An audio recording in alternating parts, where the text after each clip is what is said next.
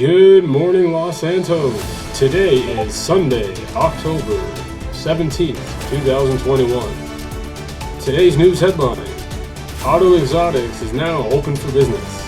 Stay tuned to find out more next.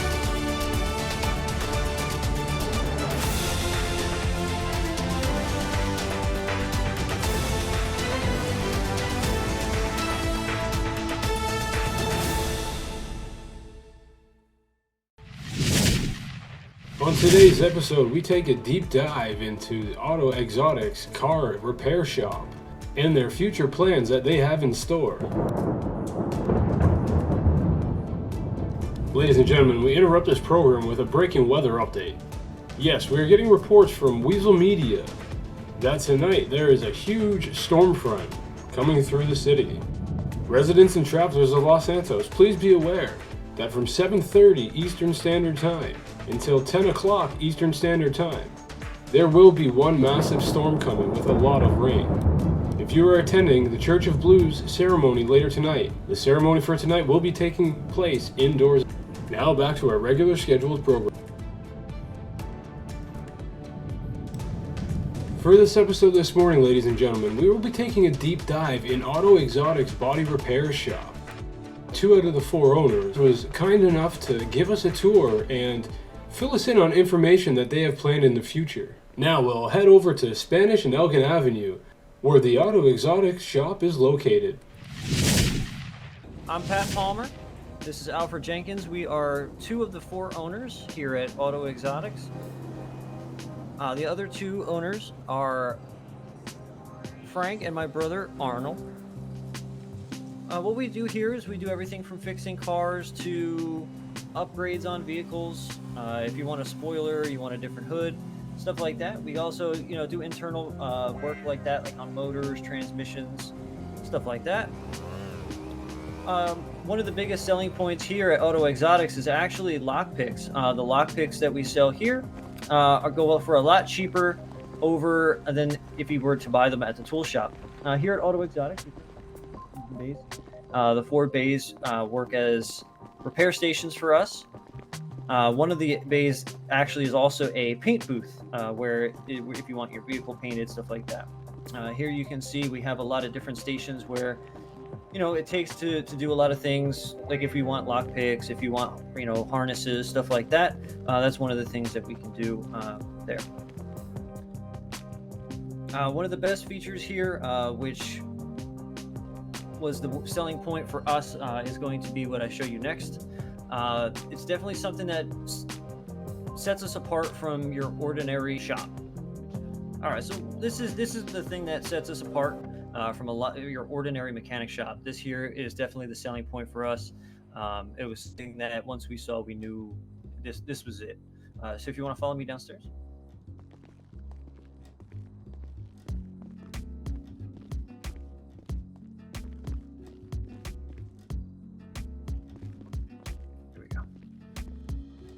This here is our lounge. This is where we come after a long shift, stuff like that. We come down here, kind of kick back, relax, release some steam, play some video games, feed our fish, stuff like that. This here is definitely by far my favorite part of the entire mechanic shop. This here would be a homage to the late Paul Walker in his Fast and Furious when he played Brian O'Connor. Definitely my favorite part. Here we offer a wide variety of drinks. We have beer, whiskey, wine, stuff like that, vodka, anything to help you unwind. Not only, maybe we're having a party or just maybe at the end of the day. Maybe if you're into shooting pool, a little Crazy 8, something like that. Why not? And then here we have a little, you can hook up the Xbox here, play a little Madden, maybe a little MLB, maybe even some old school Need for Speed Underground. So, we all know cars are big projects. Is there any other projects you guys might be doing? Yes, so Auto Exotics is holding a drift school here in the near future. We still are ironing out a lot of the details, but we do have a track set. The track has been run by us for multiple times. We're currently working into getting more of the drift cars we actually take people out to the track. Even if you do own a drift car, we want you to test it with our cars first.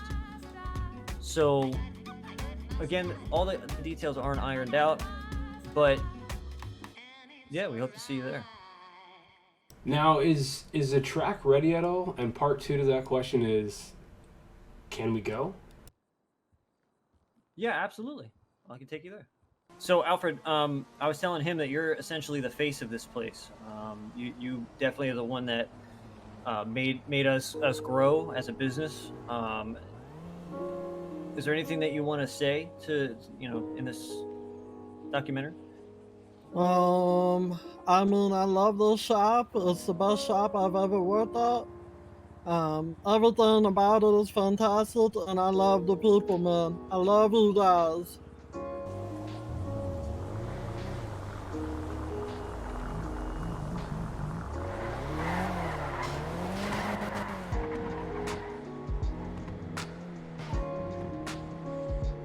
So, tell us, what's your thoughts on the car scene so far in the city? Is it good? Is it bad? Give us all the info.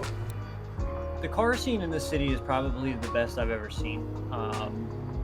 Right now, we have such a good amount of high performance vehicles, especially if you look over to the left. That vehicle there being a Mitsubishi Lancer Evolution. Evos are one of my favorite cars.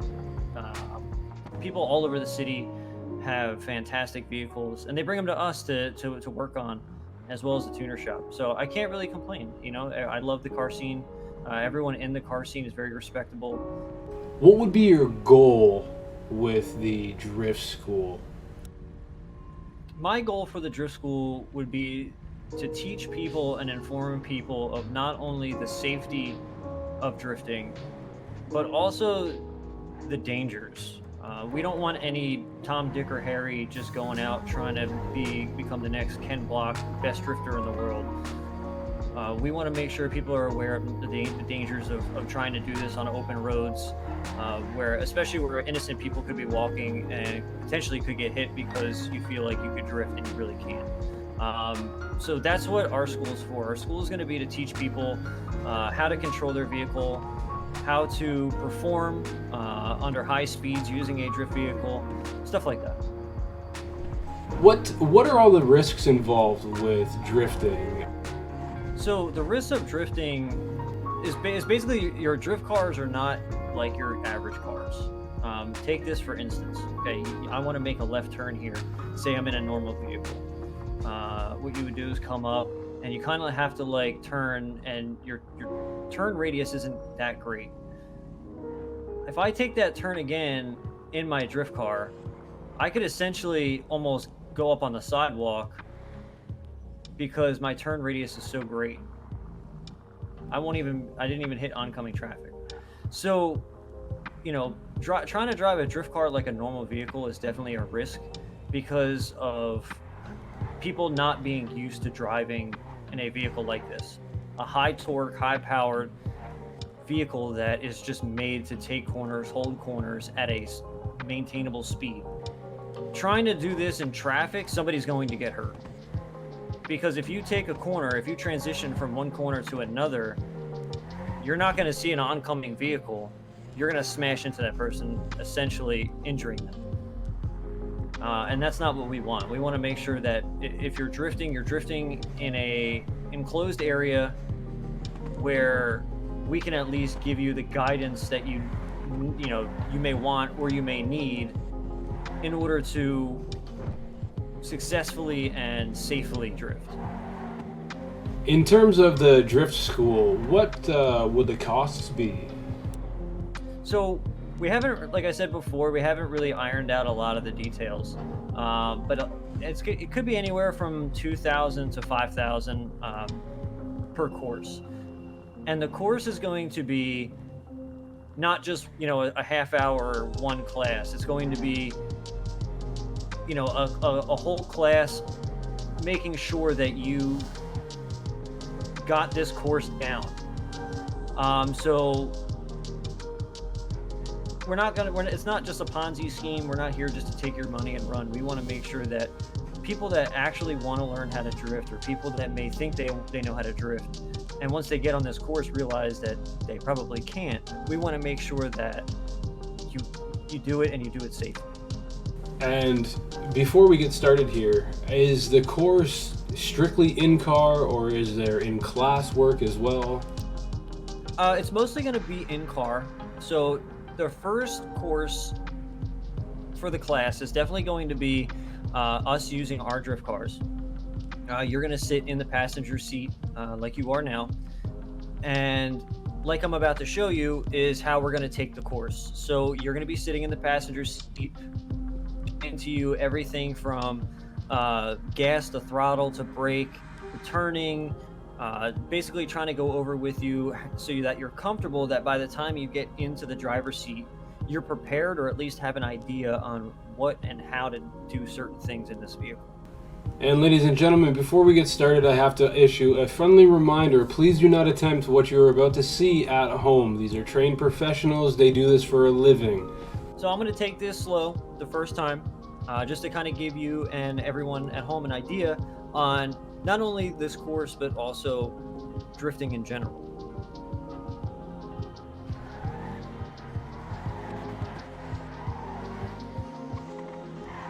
Oh, shit.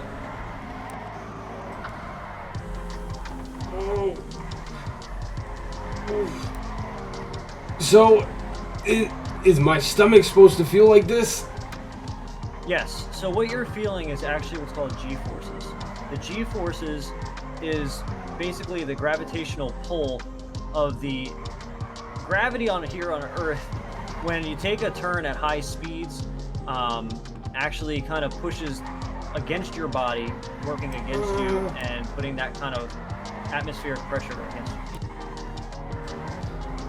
How many times until you think I'd get used to it? You definitely want to train for quite a while. People like F1 drivers and astronauts that experience these types of G-forces, they train for a long time. I love F1 and F1 drivers. When they do these kind of things, when they take, do their races and they take their turns around their courses at 200 miles an hour, they're hitting, anywhere between 2 to 5 Gs. You drifting out here? What's that? You just drifting? Yeah. Let's drift. All right, let's do that. All right, looks like we have some company.